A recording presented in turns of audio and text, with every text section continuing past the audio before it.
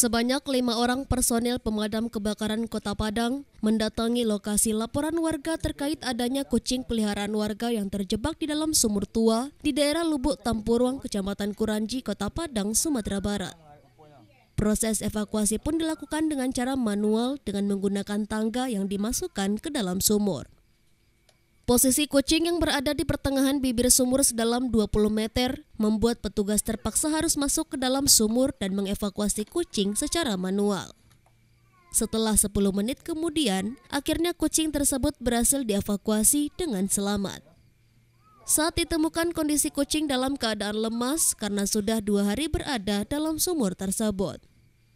Petugas pun menghimbau agar masyarakat dapat menjaga hewan peliharaannya agar tidak lepas ke lokasi yang dapat membahayakan nyawanya.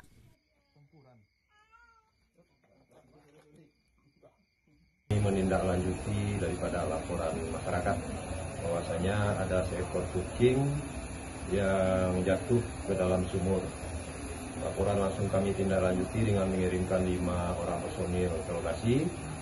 Dan sampai lokasi langsung melaksanakan evakuasi. Untuk proses evakuasi sendiri itu berlangsung lebih kurang ada 10 menit. Jadi untuk 3 hari belakang ini sudah 2 kali tim damkar Kota Padang melaksanakan evakuasi kucing yang jatuh ke dalam sumur. Dari Padang, Sumatera Barat, Budi Sunandar, iNews melaporkan.